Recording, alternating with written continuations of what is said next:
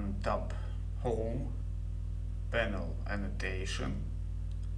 From the drop-down menu, activate the command Arc Length. Next step, on the work field, select Arc and left mouse button click.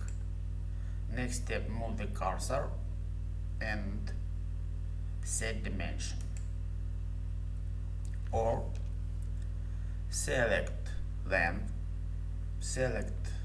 Arc, and right mouse button, activate the command Properties.